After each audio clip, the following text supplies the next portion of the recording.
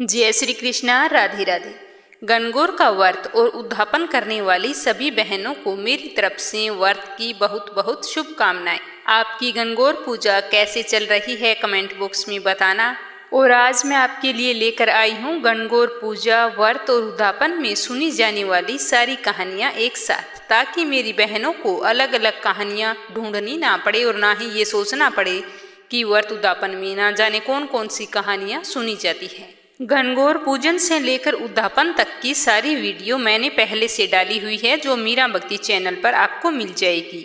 तो चलिए अब मैं आपके मंगल जीवन की कामना करते हुए शुरू करती हूँ गणगौर, उद्यापन और व्रत में सुनी जाने वाली कहानियाँ। तो चलिए सबसे पहले अपने सुनेंगे शिव और गौरी की कहानी। गणगौर माता की जय हो। एक बार भगवान शंकर तथा पार्वती जी नारद जी के साथ घूमने के लिए निकले। वो चलते चलते चैत्र माह के शुक्ल पक्ष की तृतीया तिथि के दिन एक गांव में पहुंच गए। उनके गांव में आने का शुभ समाचार सुनकर गांव की जो श्रेष्ठ कुलीन बड़े घर की महिलाएं थी, वो उनके स्वागत के लिए तरह तरह के भोजन बनाने लगी। तो भोजन बनाते बनाते उन्हें काफ़ी समय लग गया, किंतु जो साधारण घर की, गरीब घर की महिलाएं थी, वो तो जैसे ही उन्हें पता चला कि शिव गौरी आए हैं, तो उन्होंने थालियां ली और उसके अंदर हल्दी और चावल लेकर पूजा के लिए जल्दी जल्दी पहुंच गई और जाकर पार्वती जी की पूजा की। तो पार्वती जी ने उनके पूजा भाव को स्वीकार करके सारा सुहाग रस उन पर छिड़क दिया। वे सारी महिलाएं अटल सुहाग की प्राप्ति का वरदान पाकर वापिस लौट गई। उसके बाद में उच्च कुलीन की जो बड़े घर की महिलाएं थी, वे 36 प्रकार के भोजन लेकर गौरी जी और शंकर जी की पूजा करने के लिए पहुंची। सोने चांदी से बने हुए बर्तनों में नाना प्रकार के भोजन बनाए हुए थे। अच्छी तरह तरह की खुशबू आ रही थी। तो उन स्त्रियों को देखकर भगवान शंकर ने पार्वती जी से कहा कि तुमने तो सारा सुहाग रस तो साधारण कुल की स्त्रियों को दे दिया है, अब इन्हें क्या दोगी? तो पार्वती जी ने उत्तर दिया कि हे प्राणनाथ, आप इसकी चिंता बिल्कुल भी ना करें।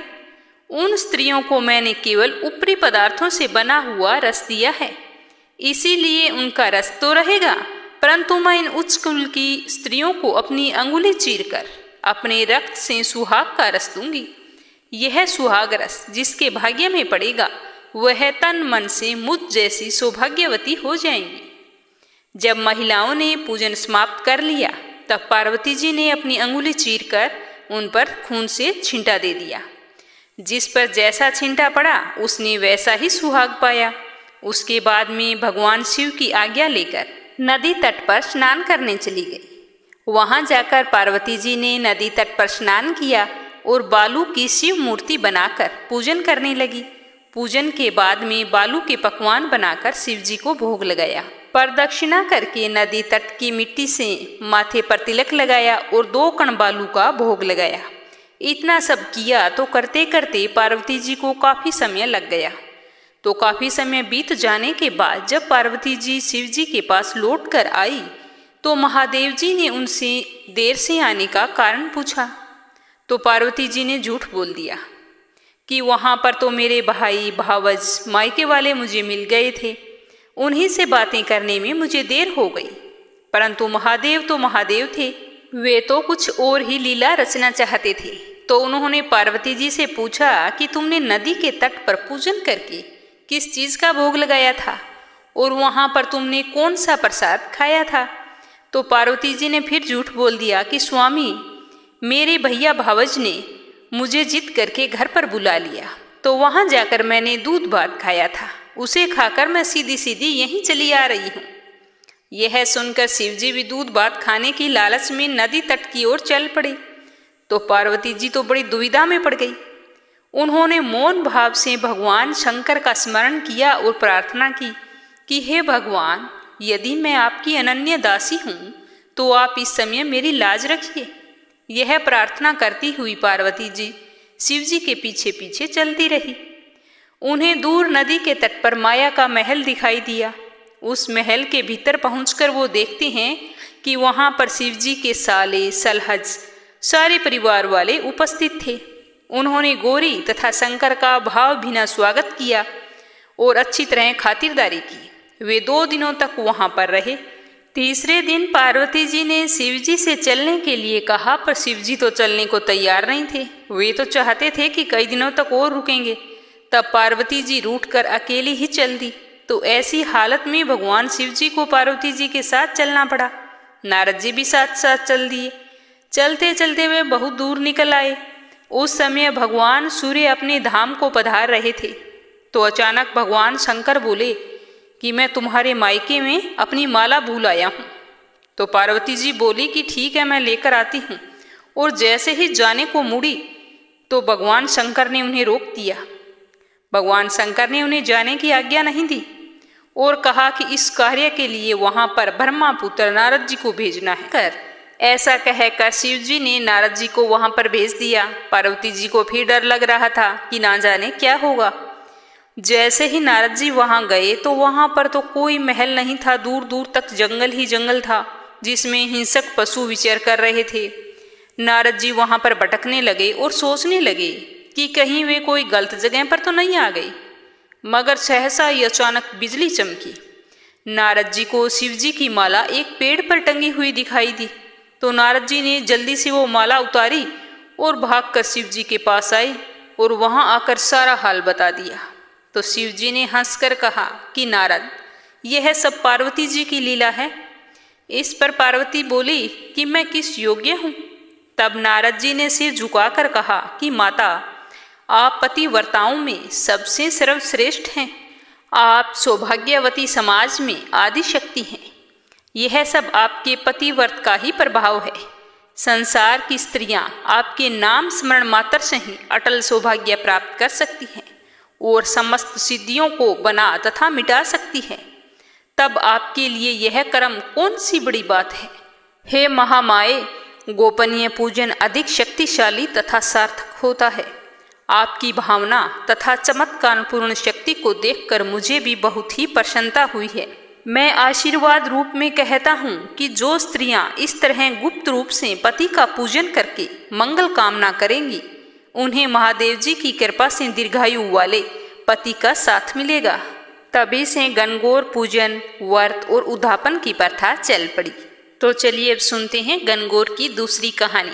एक बार राजा ने जौ और चने बोए और माली ने अपने घर में दूब बोई। राजा के जौ और चने बढ़ते गए और माली की दूब घटती गई। एक दिन माली ने सोचा कि क्या बात है, राजा के तो जौ चने बढ़ते ही जा रहे हैं और मेरी दूब घटती क्यों जा रही है। तो ये दिन माली छुप कर बैठ गया और देखने लगा कि क्या कारण है। तब माली ने देखा कि कुछ कुंवारी लड़कियां आई और दूब तोड़कर ले गई। तब माली भी उनके पीछे भागने लगा और उसके दुपट्टे छीन लिए और पूछने लगा कि तुम दूब क्यों लेके जा रही हो। तब लड़कियां बोली कि हम 16 दिन गणगौर पूजते हैं, इसीलिए पूजा के लिए दूब लेकर जा रहे हैं। सो हमारे दुपट्टे हमें दे दो। 16 दिन बाद गणगौर विदा होगी, जिस दिन हम तुम्हें लापसी, हलवा, घेवर, मिठाई आदि लाकर देंगे।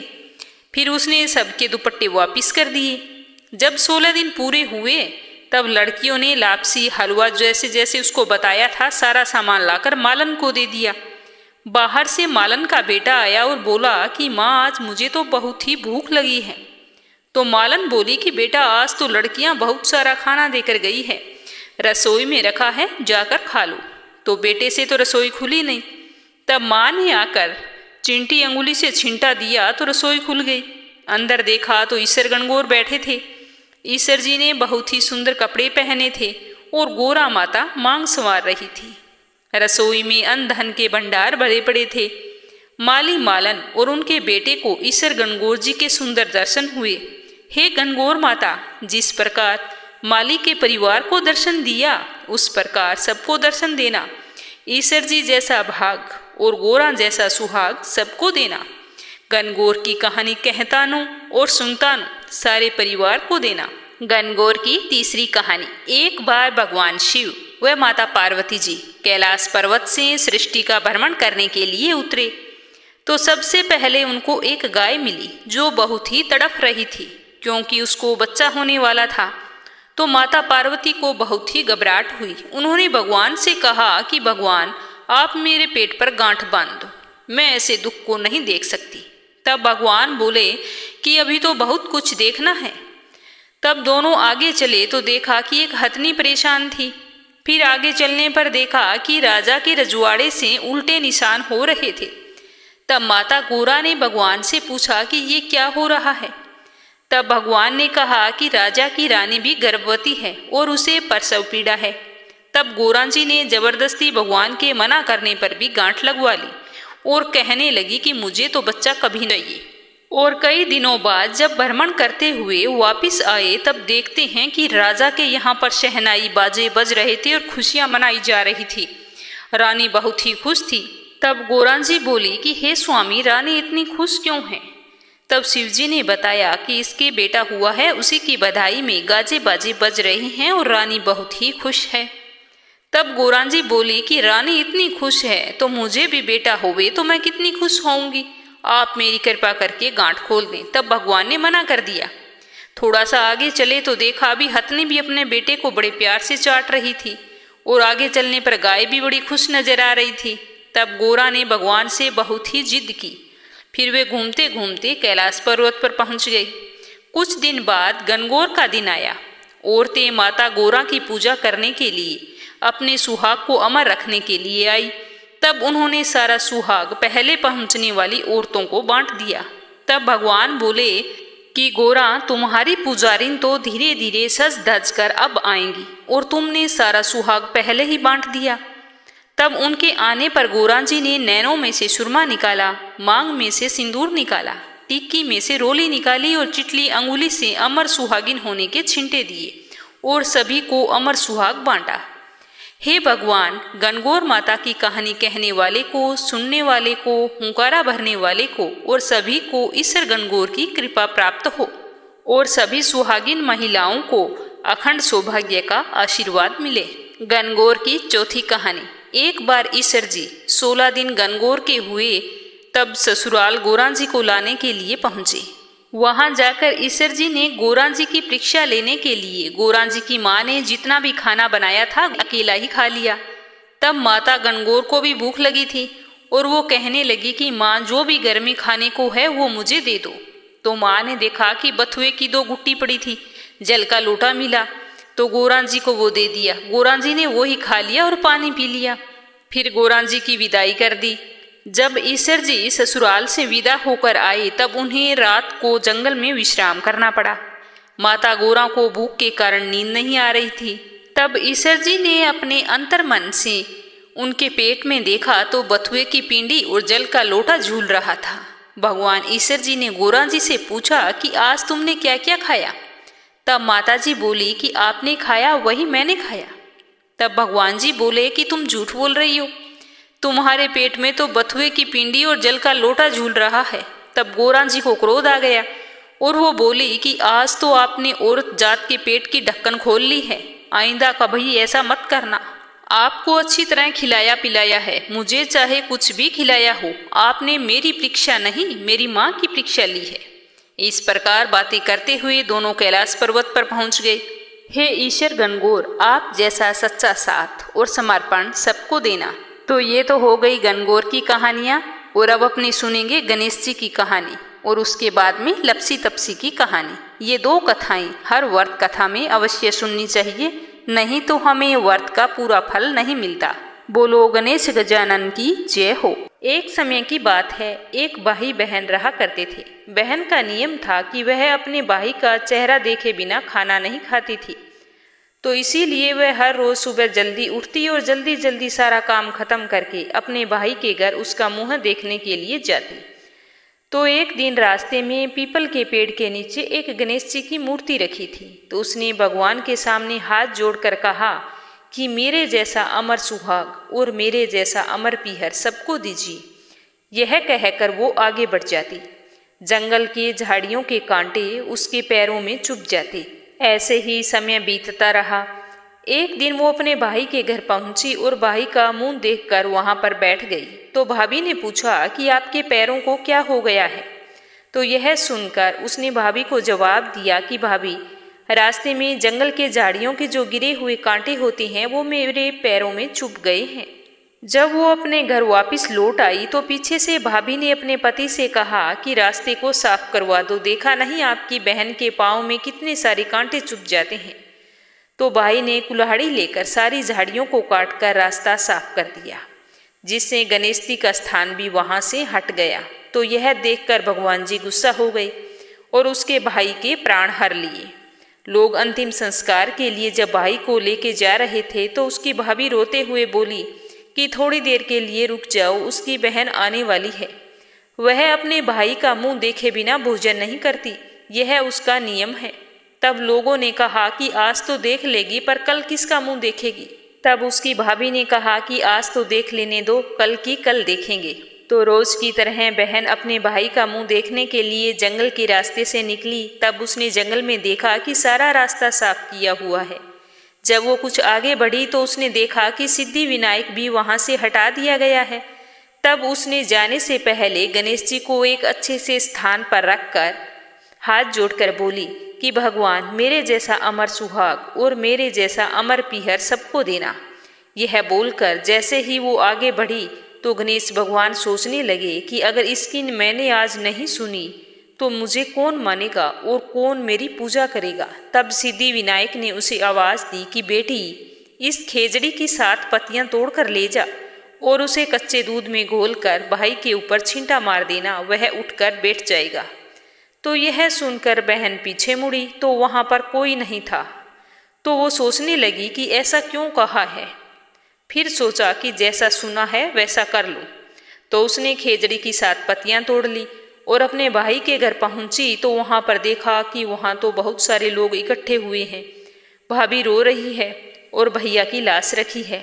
तब उसे जंगल वाली आवाज उसे समझ में आ गई तो उसने जल्दी से उस पत्तियों को पीसकर अपने भैया के ऊपर छींटा मारा। तो उसको भाई जल्दी से उठकर बैठ गया और बोला कि बहन, आज तो मुझे बहुत ही गहरी नींद आ गई। तब उसकी बहन बोली कि भैया, ऐसी नींद किसी दुश्मन को भी ना आए। यह कहते हुए उसने सारी बात अपने भैया को बता दी और भाई बहन बड़ी खुशी से एक दूसरे के गले लग गए। हे गणेश भगवान, जैसा फल बहन को दिया वैसा सबको देना। जय हो गणेश भगवान की। तो चलिए अब सुनते हैं लपसी तपसी की कहानी। यह कहानी हर व्रत कथा के साथ पढ़ी और सुनी जाती है। एक लपसी था, एक तपसी था। तपसी हमेशा भगवान की तपस्या में लीन रहता था। लपसी रोजाना 1.25 सेर की लापसी बनाकर भगवान को भोग लगाकर जीम लेता था। एक दिन दोनों लड़ने लगे। तपसी बोला कि मैं रोज भगवान की तपस्या करता हूँ, इसीलिए मैं बड़ा हूँ। लपसी बोला कि मैं रोज भगवान को 1.25 सेर की लापसी का भोग लगाता हूँ, इसीलिए मैं बड़ा हूँ। तो नारद जी वहां से गुजर रहे थे। दोनों को लड़ता देखकर उनसे पूछा कि तुम दोनों लड़ाई क्यों कर रहे हो। तो तपसी ने खुद के बड़ा होने का कारण बताया और लपसी ने अपना बड़ा होने का कारण बताया। तो नारद जी बोले कि तुम्हारा फैसला तो मैं कर दूंगा। दूसरे दिन लपसी और तपसी नहाकर अपनी रोज की भक्ति में लग गई। तो नारद जी ने छुपकर 1.25 करोड़ की एक एक अंगूठी उन दोनों के आगे रख दी। तपसी की नज़र अंगूठी पर पड़ी तो उसने चुपचाप अंगूठी उठाकर रख ली और लपसी की अंगूठी पर नजर पड़ी, लेकिन उसने ध्यान नहीं दिया। उसने भगवान को भोग लगाया और बैठकर लापसी जीमने लगा। नारद जी सामने आए तो दोनों ने पूछा कि कौन बड़ा है। तो नारद जी ने तपसी से खड़ा होने को कहा। वो खड़ा हुआ तो उसके नीचे दबी हुई अंगूठी दिखाई पड़ी। नारद जी ने तपसी से कहा, तपस्या करने के बाद भी तुम्हारी चोरी की आदत नहीं गई, इसीलिए लपसी बड़ा है और तुम्हारी तपस्या का तुम्हें कोई भी फल नहीं मिलेगा। तपसी शर्मिंदा होकर माफी मांगने लगा। उसने नारद जी से पूछा कि मेरी तपस्या का फल मुझे कैसे मिलेगा।